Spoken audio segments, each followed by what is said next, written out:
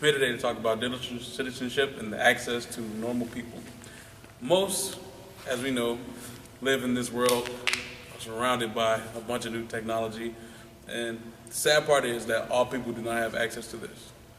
The sad majority of the people cannot afford any of these things, such as iPhones, computers, things of that nature.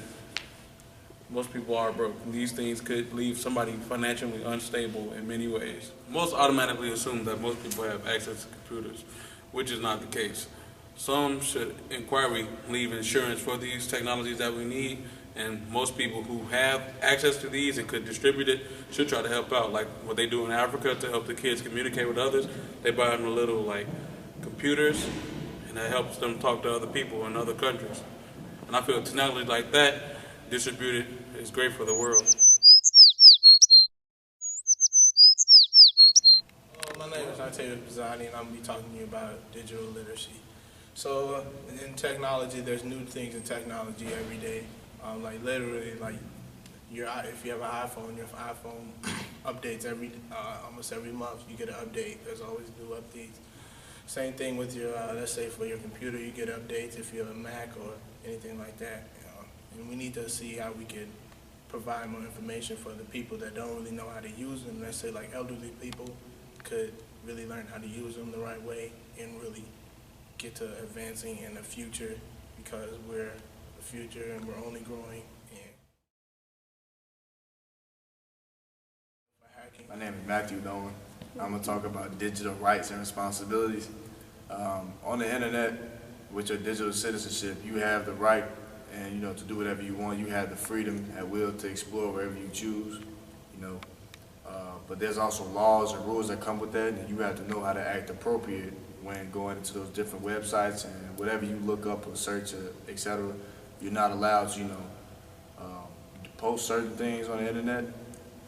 It's just basically your responsibility and how you act, along the internet.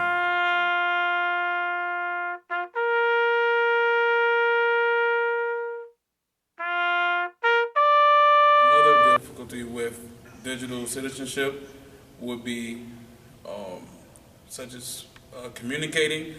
Like they have many apps for communicating with other people. They have Skype, FaceTime, Tango, Uvu. The problem with these apps are some people don't know the appropriate times or logical decisions they make when forced to communicate with others. And some people often use this in the wrong place and wrong times. It could often lead to criminal offenses, which nobody wants to deal with.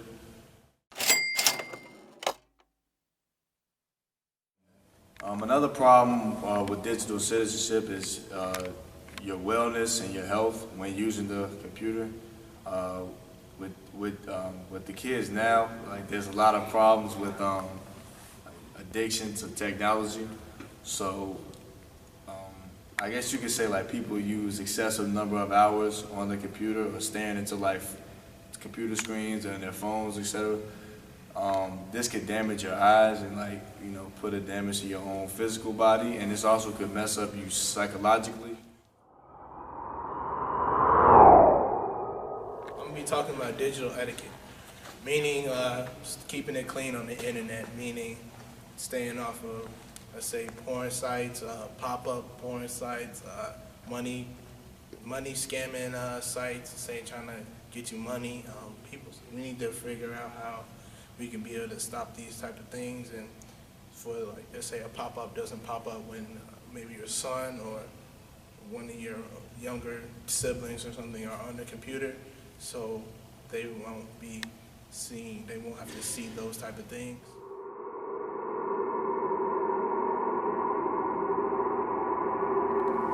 One problem with digital access is digital commerce, which means buying and selling. Now, though this is all good and all, buying things online, which helps the fact that you have to go out and go buy it, which you can just have it ordered to your house, which makes things easier. But one problem could be viruses and scams, like with eBay, Netflix, Amazon. A lot of people try to run similar scams into getting people's credit card information, which will leave them financially in debt, and some broke.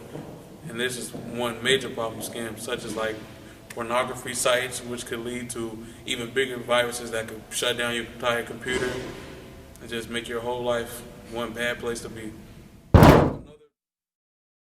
So I'm gonna be talking about digital law and like what you should and shouldn't do on the internet. For example, let's say copywriting, you know, that's already wrong to do. You can get fined. Anything that you always put on the internet is permanently there after you put it on the internet, no matter what.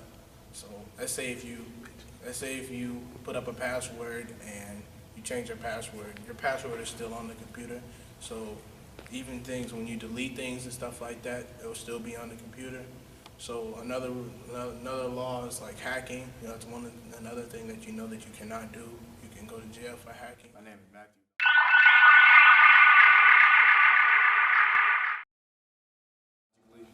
Last but not least, digital security is one of the most important things when it comes to digital citizenship.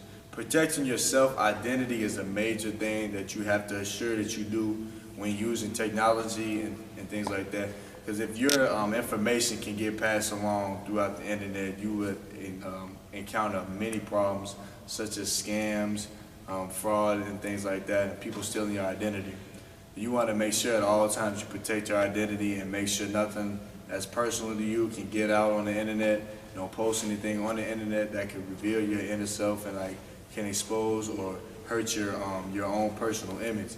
So your own self-security is a major thing you do